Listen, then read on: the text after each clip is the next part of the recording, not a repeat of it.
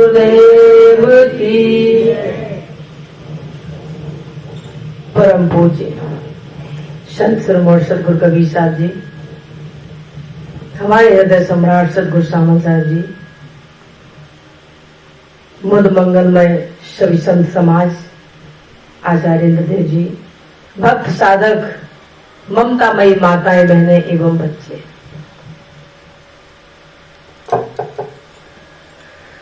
कि बिन सतगुरु संसार में मिले नयातम ज्ञान, भटकत युत युत नर फिरे, मिटे न मोह ज्ञान। कबीरा लहर समुद्र की, मोती बिखरे आए, बगुला परखन जानही, हंसा चुंग चुंग खाए।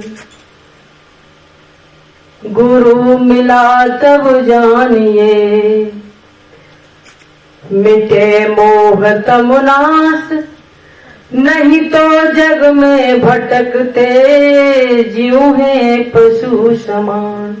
बोलिए श्री सदगुरुदेव की।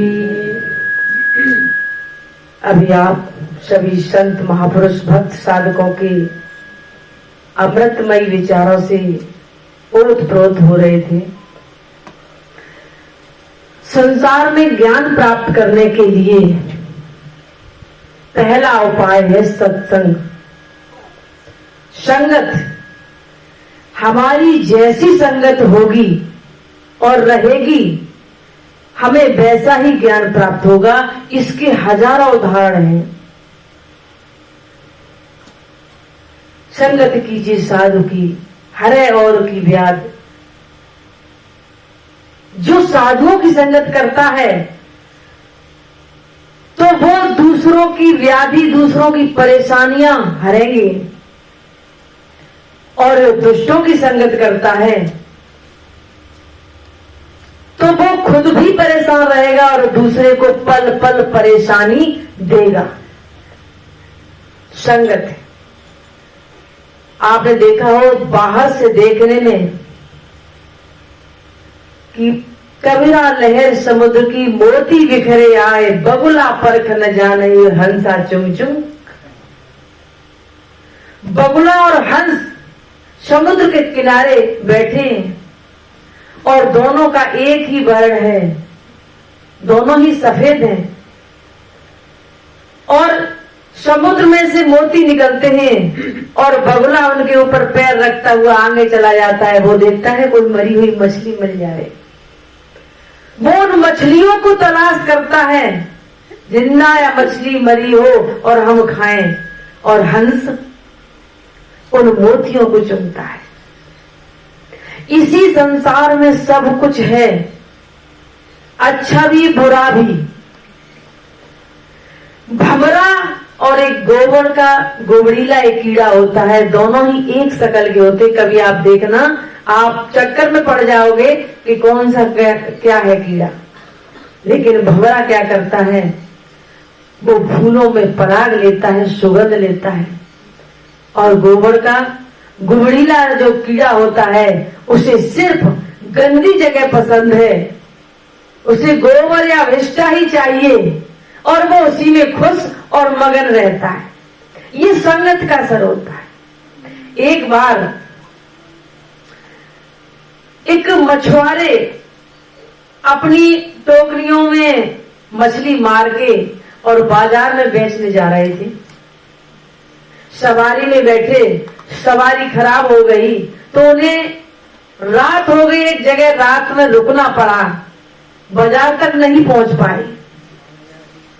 संयोग बस जिस घर में उन्होंने दस्तक दी, कहा कि भैया हम 4 लोग हैं और मुझे बाजार तक पहुंचना है, रात हो गई, रात में नहीं चल सकते, सुबह हम निकल जाएंगे, आप मुझे सिर्फ एक रात अपने घर रुकने दीजिए। संयोग बस वो घर था माली का। माली ने कहा ठीक है, आप अपनी टोकनियां ये इधर रख दो बरामदे में और आप अपने अंदर कमरे में लेट जाइए। और उसके कमरे में गुलाबों की टोकरी भरी हुई रखी थी, ढेर सारे, क्योंकि वो माली था, फूलों का धंधा करता था, फूल तोड़ के वो भी बाजार ले जाता था। वो चारों लेट गए, आधी रात तक तो करवट लेते रहे, उन्हें किसी को नींद नहीं आई। आधी रात के बाद उन्होंने कहा कि घर का मालिक तो सो गया है, ऐसा करो यहाँ जो बदबू आ रही है इसके कारण नींद नहीं आती है। चारों ने सोचा क्या कारण है, कि देखा कि उन टोकरियों में गुलाब के फूल रखे, उन्होंने कहा इनको हटाओ, इन्हीं के कारण हम लोगों को नींद नहीं आती है। उन्होंने उठाया और वो गुलाब के फूलों की टोकरी तो बाहर रखा है और बाहर से अपनी मछली वाली टोकरी लेके आए। जैसे ही सिराने चारों ने अपनी अपनी टोकरी रखी और उसमें से जैसी खुशबू आती हो या बदबू आती हो, वो चारों उसी बदबू के आदी थे। और लेटते लेटते ही जैसे ही टोकरी सिराने रखी और नींद आ गई, सुबह तक बहुत अच्छी नींद आई। सुबह देखा घर के मालिक ने कि टोकरी अदला बदली कैसे हो गई, इनकी तो मैंने बाहर रखवाई थी, हमारी अंदर थी, हमारी तो बाहर पहुंच गई, इनकी अंदर। पूछ ही लिया कि भाई गायब हो जाती तब तो बात समझ में आती है, लेकिन जगह चेंज हुई, इसका कारण क्या क्या हुआ भाई? एक ने कहा कि मुझे माफ करना, ये कार्य हम लोगों ने किया है, मुझे रात नींद नहीं आ रही थी। कि क्यों? कि बदबू के कारण, आपके फूलों से ऐसी बदबू लग रही थी कि हम चारों में से किसी को नींद नहीं आई। फिर मैंने बदल दी, जैसे ही मेरी टोकनी आई और वह उनकी खुशबू से एकदम मस्त होके सो गए। माली ने सर से हाथ लगाया और उसने कहा कि इसी को तो कहते हैं संगत का असर। कोई व्यक्ति, हमारे स्कूल के दौरान हमारे स्कूल की एक दीवार पर लिखा था कि पाप से घृणा करो, पापी से नहीं। बड़े दिनों में तो उस रहस्य को समझ पाया। हम लोग क्या करते हैं, किसी व्यक्ति से घृणा करने लगते हैं उस अवगुण के कारण, और धीरे धीरे वो अवगुण अपने अंदर भी उतारने लगते हैं, या उस अवगुण को हम बिल्कुल छोड़ेंगे नहीं, लेकिन जिसके पास ये अवगुण है उससे नफरत करेंगे। कहने का मतलब है कि हम, कोई व्यक्ति बुरा नहीं होता। जिस हाथ पैर कान नाक मुंह इत्यादि पंच तत्वों से मेरा शरीर बना है, उससे ही दूसरे व्यक्ति का शरीर बना है। जिस तरह की आत्मा मेरे अंदर है, ठीक उसी प्रकार की चेतन आत्मा दूसरे के अंदर है। यदि अवगुण है तो किसमें? संगत में। जैसी लागी और की तैसी निवहे छोर, कौड़ी कौड़ी जोड़िए पूंजी लक्ष्य करो। लागी यानी जैसी हम संगत करते हैं, अच्छी संगत करोगे, और अच्छी संगत जैसे सत्संग में बैठे हुए लोग जब शुरू में आते हैं या दीक्षा लेते हैं, सच बता रहे, इतनी शुद्ध सात्विकी वृत्ति होती है गुरु के प्रति। और ऐसा व्यक्ति शुरुआत में ही शरीर छोड़ जाए तो निश्चय ही मुक्ति मोक्ष हो जाएगा, लेकिन वो लास्ट तक नहीं मिल पाती है। धीरे धीरे हम अपने आदत स्वभाव में वैसे ही रमण होने लगते हैं, गुरु को भी रोजमर्रा का सदस्य समझने लगते हैं, और यहाँ तक कि जो वो ज्ञान बताते हैं या सत्संग, हम क्या सोच लेते हैं कि हमारे गुरुजी रोज का सत्संग इस इतवार को नहीं, अगले इतवार को चले जाएंगे, इस महीने नहीं तो अगले महीने सुन लेंगे। अभी क्या हुआ? ऐसे ही हम, जबकि बार बार कहा जाता है कि जो कार्य, शुभ कार्य को हमें आज करना चाहिए और अशुभ को टालते रहना चाहिए। जो आज आप करोगे कि नहीं, गुरु की संगत, गुरु का ज्ञान, भजन, ध्यान, सद्विचार, सत्संगत, सब बुजुर्गों की सेवा, जो कुछ भी करना मुझे आज करना है। दान धर्म करना तो आज करना है। अभी 2 दिन पहले एक चादर बेचने वाला आया और पता नहीं उसे क्या लगा, बैठ गया, साइकिल मोटरसाइकिल खड़ी कर दी, अपनी अपबीती सुनाने लगा, रोने लगा कि भाई रोते क्यों हो? कि मेरे पास धन नहीं ठहरता है। हम अपना कुछ काम में लगे थे। मैंने कहा धन ठहरने के लिए तो कुछ दान करना चाहिए। अब वो बैठ गया, उसने कहा, याद किया कि महाराज जी मैंने इतने अपने जीवन में 45 साल की उम्र में कभी 1 रुपए दान नहीं किया। ये उसी की मतलब आवाज थी कि महाराज जी मैंने कभी भी दान किया ही नहीं। हम तो ये सोचते थे कि लोग मुझे दें, हम क्यों दें। मैंने कहा नहीं, यदि सुखी होना चाहते हो, धनवान होना चाहते हो, धन को रोकना चाहते हो तो दान करो, वो अपने आप आएगा। फिर उसने जेब निकाली कि मेरे पास तो महाराज जी 400 रुपए, हम ये तो बहुत है।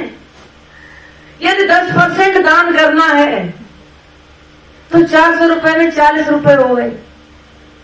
400 भी छोड़, तू एक नोट निकाल कि ये कहा मेरे पास 100 का नोट है, कि हाँ चलो ये 100 का नोट है, हम इसमें से सिर्फ 10 रुपए किसी को दे देना, किसी ऐसे को खिला देना, पिला देना, कोई तो कोई मिल ही जाएगा। ऐसा मत सोचो कि मुझे कोई दान देने वाला मिलता ही नहीं, कि महाराज जी आप ही ले लो। मैंने कहा मुझे नहीं चाहिए, तुम किसी और को दे देना, मेरे पास तो है गुजारे लायक। कहने का मतलब है कि हम ये सोचता, उस दिन कह के गया वो व्यक्ति कि महाराज जी ये बात आपने आज बताई। हम तो ये सोचते थे जब कभी 1,00,000 2 लाख रुपए मिलेंगे तब उसमें से कुछ दान कर देंगे, और ऐसा सोचते सोचते 40 साल हो गए, न तो 1,00,000 2 लाख रुपए मिले और न मैंने दान कर पाया। कहने का मतलब है कि जो है, जब है, जिस समय है उसका सदुपयोग करिए। आज और अभी गुरु के ज्ञान को सुनिए और ग्रहण करिए। ये मत सोचो कि इनसे तो कभी ले लेंगे, कभी सुन लेंगे। संगत, और ये चीजें हमें संगत से पता चलती, हम जैसी संगत करेंगे। जैसे भमरा फूलों की संगत करता है, वो पराग को लेता है। गोबड़ीला गोबर की संगत करता है तो वो गोबर को खाना पड़ता है उसे। बगुला मछली को खाता है और हंस मोती को चुनता है। और एक और अंतिम बात, एक चाकू आपने देखा है, एक ही तरह का होता है, छोटा बड़े भले ही हो। एक डॉक्टर भी जब ऑपरेशन करता है उन्हीं चाकू, छुरी या कैंची से, और वो जब चाकू या हथियार लेके जब मरीज की तरफ बढ़ता है तो मरीज के घर वाले भी सोचते हैं कि ये निश्चय ही ऑपरेशन करेगा और मेरे मरीज की जान बचाएगा। पेट में पथरी है या रसौली है, इसको निकाल के फेंक देगा और ये जान बचाएगा। यहां तक कह देते कि डॉक्टर क्या भगवान होते।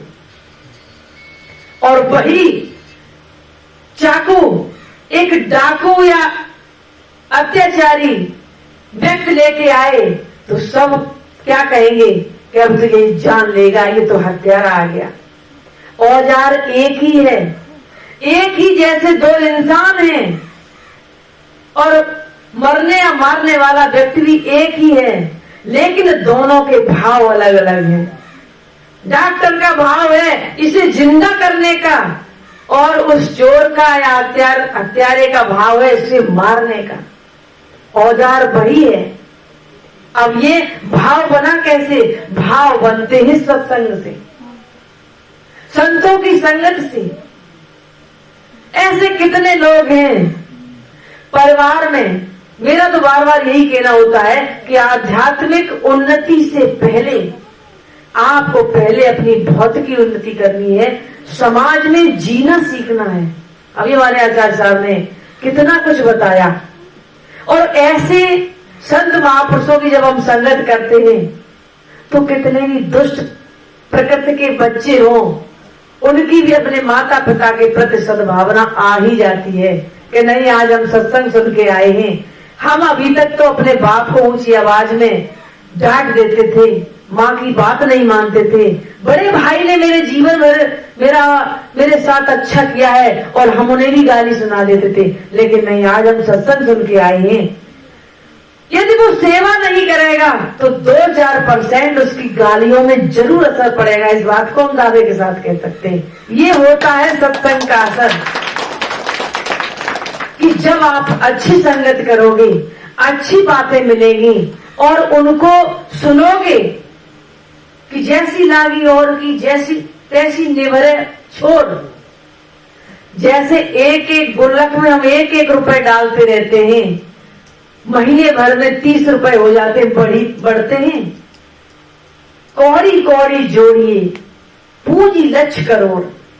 जैसे एक एक रुपए जोड़ने पर लाखों के हिसाब से पूंजी इकट्ठी हो जाती है, वैसे ही अच्छे अच्छे गुण धारण करोगे तो आप भी एक बहुत ही अच्छे सदपुरुष महापुरुष की श्रेणी में आ जाओगे।